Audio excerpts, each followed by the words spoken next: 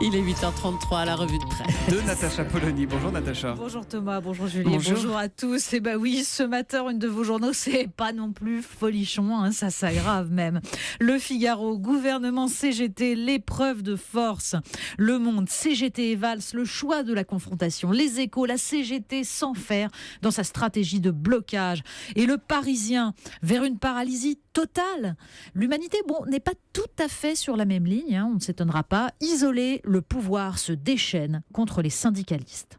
Alors le Canard enchaîné ironise, pénurie de carburant, Hollande, non seulement ça va mieux, mais maintenant c'est super.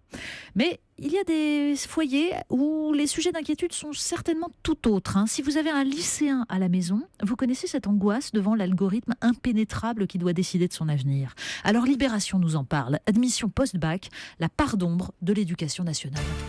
Parfois, l'actualité radote. Hier, on a commencé par la CGT. Ce matin, on commence donc par la CGT, la violence, la radicalisation qui retiennent encore une fois l'attention des éditorialistes, avec cette impression que la France s'enfonce peu à peu. La France a la fâcheuse manie de scruter davantage les tressautements de son nombril que les mutations du vaste monde, constate Dominique Young dans les dernières nouvelles d'Alsace. Elle s'inquiète plus de la danse du scalp entamée par la CGT autour des pompes à essence que du décrochage français au sein d'une Europe en expansion. Le coup de la panne qui nous fait tant frémir ne se situe pas du côté des raffineries, mais du côté du déficit global d'attractivité. Alors, la conclusion, en fait, vous la trouverez surtout, non pas dans les articles, mais en dernière page du Parisien et un peu partout dans la presse. D'ailleurs, c'est une page de publicité qui s'adresse directement aux lecteurs inquiets de ne plus trouver d'essence, parce qu'il y en a qui ne perdent pas une occasion, en l'occurrence Renault, qui nous vante sa voiture électrique en détournant le bon vieux slogan. En France, on n'a plus de pétrole, mais on a des Zoé. C'est mignon, c'est malin. Bon, cela dit, le dossier de l'Express sur EDF, Areva et les grands fiascos de l'État français laisse un peu pessimiste aussi quant à l'avenir de l'électricité. Et pendant ce temps-là, du côté de Chypre, Natacha. Oui, parce qu'il faut y aller voir du côté de Chypre. Libération nous raconte un incident diplomatique au sommet sur l'humanitaire qui a lieu en Turquie. Le président chypriote a claqué la porte. Bon, a priori, vous ne connaissez pas Nikos Anastasiades. Non. La raison de sa colère, c'était la présence de Mustafa Akinci, président de la République autoproclamée de Chypre du Nord. Que vous ne connaissez pas non plus, je pense. Voilà. Eh bien pourtant, un article de La Croix nous rappelle qu'en Europe, un territoire est occupé illégalement depuis 1974. La Turquie a envahi le nord de Chypre et y a mis en place un gouvernement reconnu par elle seule. La capitale, Nicosie, a des allures de Berlin 1961, avec des barbelés, des familles coupées en deux, des liaisons téléphoniques qui ne passent pas. Mais le reste de l'Europe détourne le regard pour ne pas envenimer les relations avec l'allié turc. Le Sud ne veut pas de la réunification proposée par l'ONU au sein d'un État fédéral, parce qu'en fait les Chypriotes grecs y voient une acceptation de l'invasion. Et puis surtout, parce qu'ils croient qu'une nouvelle incursion turque est encore possible. Alors ils espèrent un soutien de l'Europe. Un sommet sur l'humanitaire en Turquie avec le président Erdogan, ça manque pas de sel quand même, non? Oh oui, mais l'Arabie Saoudite s'occupe des droits de l'homme. Des droits de l'homme à l'ONU, c'est vrai. Un chiffre effrayant à présent. Et oui, 48 895. Ça, c'est le nombre de mineurs qui ont disparu en 2015.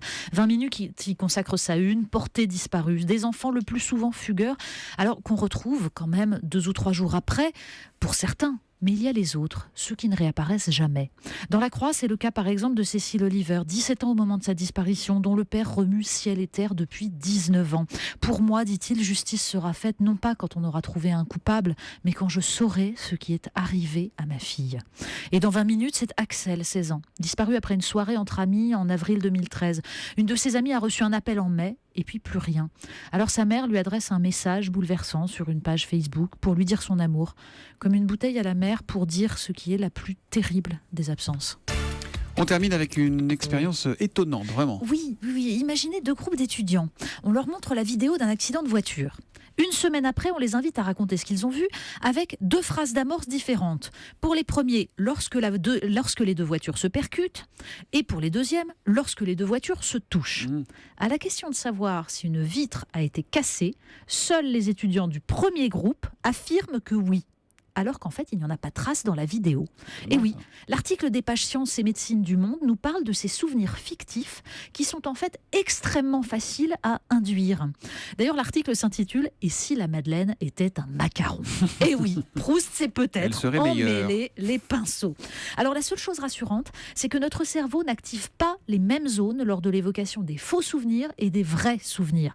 Mais bon, on peut quand même pas faire une IRM à chaque fois qu'on veut raconter sa journée ou à chaque fois qu'on croit se souvenir, je sais pas moi, des promesses, l'Europe c'est la paix, le changement c'est maintenant, les trucs comme ça. Ce serait compliqué de vérifier. Ça serait coûteux pour la sécu surtout. Voilà. La revue de presse de Natacha Polony tous les matins à 8h30 sur Europe 1. À demain Natacha. À demain.